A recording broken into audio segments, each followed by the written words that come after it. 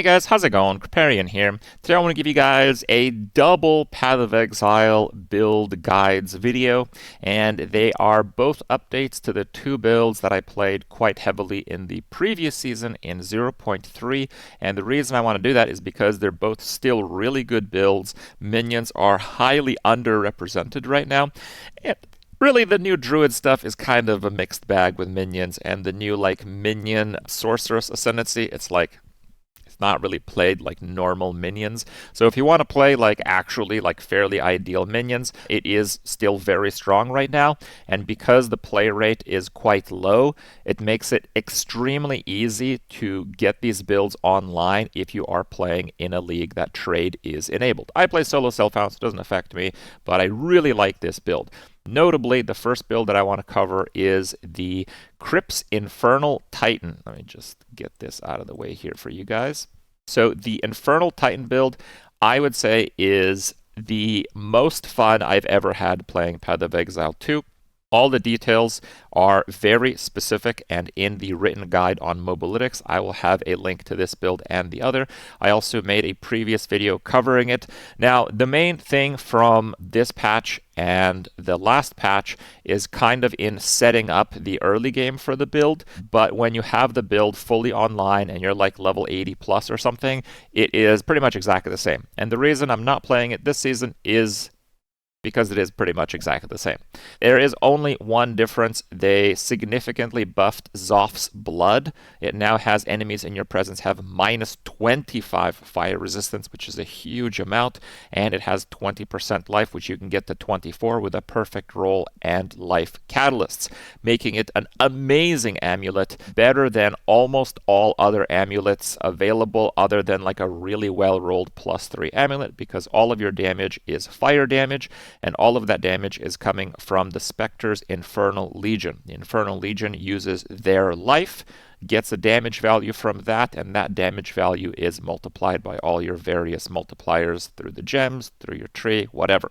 And the reason Titan is really good at it is because you get a lot of the small nodes that give minion damage and minion life, and because the life acts as a base damage, they effectively multiply each other. So for example, if you have like 100 minion damage and 100 life, right? So you basically double the health of your normal monster, and then you do twice the damage. So you do 4 times damage, right? But if you have 200% life and 200% damage, you have like 3 and then 2. So it's 6. It's 50% more. So it's huge when you can basically multiply those stats significantly. And you can when you play this build. So that is very significant with Titan, even though the starting ascendancy stuff isn't quite that powerful. It really shines later in the game. Now, to get the specific Spectre, you want to get a Bog-filled Commoner. I do go over that in the previous guide. I will link that for you as well. Several other Spectres work, but I really like that one because the Bog-filled Commoner, it has to be from the first boss in Act 3. He spawns them. You'll know they're the right ones because they have like more than double the health of the others, and they don't have a weapon in their hand. They are the weaponless Bog-filled Commoners. Now, the reason these are really good for Infernal Legion is because the Infernal Legion radius is based on not its hitbox. It's based from the center of the hitbox. So even though in like PoE 1, you would want a really big minion, so it has a larger area around it. That's not how it works in PoE 2. You want a small hitbox that has a lot of health, and these two things make the Bog-filled Commoner the best choice.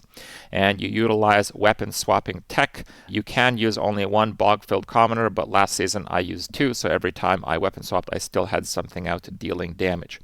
So what changed this season besides the neck in terms of gearing? Literally nothing. And normally I kind of wanted to try a few other things, but I was not able to do that because they changed a lot of the passives in this area, and mostly what they did is they moved them closer to the Witch. Okay, so the Titan has to travel a really long way to get to the minion passives now. Now, this is not a nerf for the end game. It's actually a buff because there are new minion passives that are good to get. It's actually a buff. But for you to get in this area of the passive tree just takes more levels. So when it comes to starting out on a Titan, it used to be that you had to get to like level 35, 40, playing just a totally different build. Like, I don't know, whatever Titan does, just do that. Weapon smash or something. Well, now these minion passives are even further, so you are going to have to level to like 60 before you can play this build. And that can be a big turnoff to people that are already not playing Titan, but some of you guys are playing Titan and perhaps are looking for something better to play. Well, this build is amazing. I wanted to try to do like a life stacker or some other kind of hybrid defenses, but the reason that doesn't work is the same reason why we have to travel more. We have to travel more because we have to get the passives now, but the passives are even better. But that puts a big strain on what we can take on the way there. There's just not enough points to do like energy shield armor hybrid or anything like that. The only efficient pathing really does include just going through the same armor nodes as before. But again, it's very strong. They changed the minion cluster here. It is overall similar, about the same, slightly better for Titan, maybe slightly worse if you don't use a shield because this now has block chance, pretty much the same. And they have a new cluster here that is quite nice. You get life and mana regen for each minion in your presence, and each of these are additional minion life passives, which again result in damage. The rest of the tree is pretty much the same, and notably, we do use Mind Over Matter, stack mana through gear, and get life tap on everything. So we use life to cast stuff, and this just makes it so you have much better protection against big hits and one-shots, while your crazy armor absorbs everything else. In the previous season, in solo self-found, I had about 60,000 armor, and I had about 200,000 armor against elementals. So I basically took almost no damage, except against the near one-shots, and against those, I had like a 5.5k pool thanks to Mind Over Matter. One of the comfiest builds I've ever played, and if you've not played a character like this, I highly recommend this one. It really has been one of my favorites, and it is tried and true. I played this to level 97 last season, and there is not one thing that is being nerfed. It's all buffs, slight, but it's all buffs this season for this build. Now, the other build that I want to highlight is the one that I've kind of updated from the original, the Minion Infernalist, let's say. It's gone through a few different title changes throughout that. It is still viable. The passives being shuffled actually make it so which is stronger overall for minions. It used to be that you would stack life and use a Prism Guardian, which gave spirit per how much life you had, and it made life stacking very attractive. That can no longer be done because they changed how that item works. It no longer gives you spirit based on life. It gives spirit reservation efficiency for non-minion skills based on life. So that is quite poor. Now, the only good thing is that because they have more minion passives and because they are more concentrated near Witch, that actually means that you can just get the energy shield nodes. Like, it was barely worth it to travel for armor when the minion nodes are over here, but now all the minion nodes like end here pretty much. So there's just no reason to go all the way there just for armor, okay? So now we are fully energy shield. Armor, as far as this build is concerned, is completely dead, but you do have extreme point efficiency here. You can see it has very few attribute nodes, but it doesn't really matter because the main thing that you need for an attribute is int for most of your gear and most of your gems. So it's not like you have attribute issues. You just have very, very efficient build point systems. Now for small nodes, both the energy shield small nodes are good, and the damage for minion stuff is good. So, you know, even the small travel nodes are very good throughout this. This build is probably very similar to one that you've played if you enjoyed this type of build. There are some rebalancing when it comes to Spectres. You also don't have to use a shield. You can use a focus if you get the +2 minions, but it is an Abyss-only modifier, and it is very difficult to actually get one on a good focus. Good luck with that. Maybe Trade League will help you. In terms of minion composition, I have a breakdown here. Generally speaking, you want to use a Rattling Scepter so you can get more minions through the Skeleton Warriors. As a secondary choice, I would go with a Resist Spectre because it makes it a free aura, and the supports that you put in that aura are also free. So I love Resist Scepters for that reason. In terms of the minion breakdown, yeah, 2 warriors, 2 clerics. If you have a massive army, maybe you can go with 3 clerics. The Frost Mage is nice for chill, but the Reaver is cheaper if you're just trying to boost the muster, which is the damage support that gives you 7% more damage based on each permanent minion. You definitely want a Storm Mage to apply shock.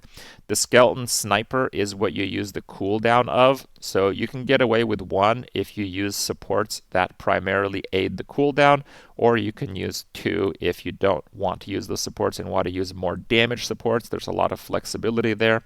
Unearth is a very strong skill now. The numbers are very high, and it's not a reservation skill. It just turns corpses into those little scorpion stinger dudes. They don't do like crazy damage or anything, but in Path of Exile 2, there's really big value in deleting corpses because it's not like it's super common, but the monsters that interact with corpses interact in very dangerous ways, like exploding them.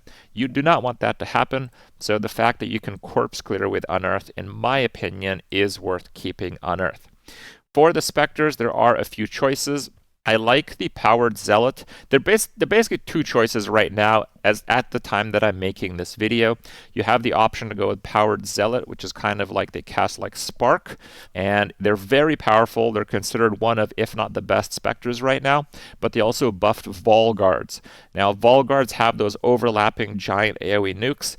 Vol Guards might be better to play with like during the campaign and maybe early mapping because they have higher baseline damage. The reason why I kind of prefer the Powered Zealots is because we don't really need much area for the sniper. The cooldown is just to kill bosses and rares. Just the auto attacks of stuff just kills all the white mobs, right? So if you go with Powered Zealot, you don't actually need the area nodes. So basically, you don't have to get those. And you don't really have to get this one, but it helps to have the cooldown recovery. So just a few extra points I think is nice, and it allows you to kind of cash in on the main value, which is your extremely efficient pathing for Infernalist. So that's about it. Now, if you have seen me stream, I have been streaming a lot of Path of Exile 2 since its release, since Season 0.4. Well, you have seen that I've not played either of these builds, so like, why is that happening? Well, soon enough, I will have another build guide for you guys. Currently, I'm playing an Infernalist, but instead of using a minion army, I use my vast spirit pool to, at least currently, have a lot of buffs. Like I'm trying Bark Skin, and I have Convalescence, and I have the one that like heals and cleanses you. So I have like a lot of buffs, and I am using the Infernal Legion like Titan tech to deal damage. It's working out pretty well so far, but I'm still changing things like occasionally. I haven't really like made the build to a point where it's tried and true. So I'm still working on it. Bear with me. I'll have a guide up for that. But if you do want to play that build specifically, I think if you check out both build guides, which again are on Mobalytics, are in the description below, you can kind of figure out what I'm playing, or at least figure out your own version of the archetype, because it is effectively the combination between these 2 builds at this time. Thank you guys for watching. We'll see you guys next time.